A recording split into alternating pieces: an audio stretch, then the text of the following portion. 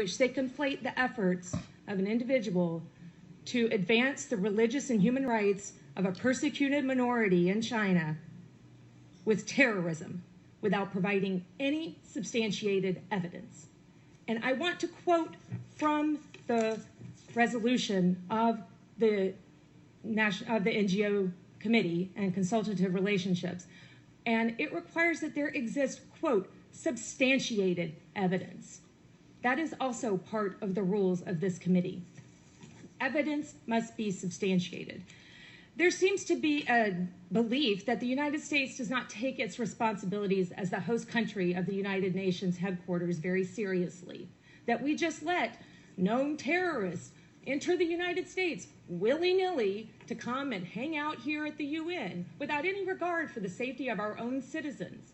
We have been hearing from the Chinese government for many years now about their accusations about this individual and the organization that he is affiliated with, the World Uyghur Congress, including the same kind of allegations they've made in this letter. We have repeatedly asked them to provide us with evidence substantiating these allegations. At no point have they ever provided us with any actionable intelligence that would indicate that what they are saying is true. At no point. To this end, the United States has provided Mr. Issa, a German citizen in good standing with no criminal record, a 10-year multi-entry visa to the United States. Officials of the United States routinely meet with Mr. Issa.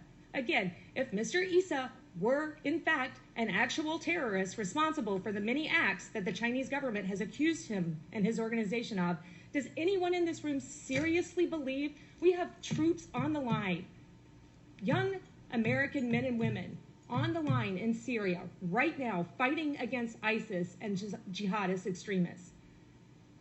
Do you seriously think we would be inviting this individual into this country and giving him free rein to travel about it? Give me a break. This is clearly an incident of the Chinese government using its position on this committee and its friends in this committee to engage in a reprisal against an individual.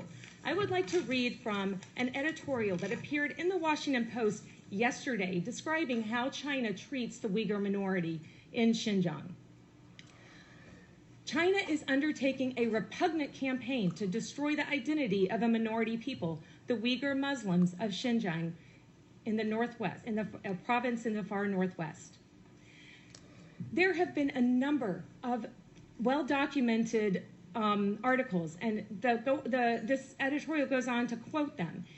In a series of recent interviews, the Post and the Associated Press with former prisoners in the camps describe mind-numbing drills in which they are forced to denounce their Uyghur culture as backward, to repudiate their Muslim beliefs, and to apologize for wearing long clothes, praying, teaching the Quran to their children, or asking imams to name their children. Many of these reports were documented by looking at Chinese procurement requests on Chinese websites, by the Chinese government websites, where they requested companies to participate in tender offers to build the concentration camps, re-education camps that the Chinese are using to re-educate between several 100,000 and 1 million Uyghur citizens of China. This is what this is about today. Let's please not make any mistake about what we are talking about today. This is not about the Society for Threatened Peoples and their contributions to the United Nations. This is about the temerity that they have to allow an individual who is silenced in China, and a whole community, frankly, that is silenced in China, to speak out on behalf of the rights of that community. Isn't this what the UN is all about?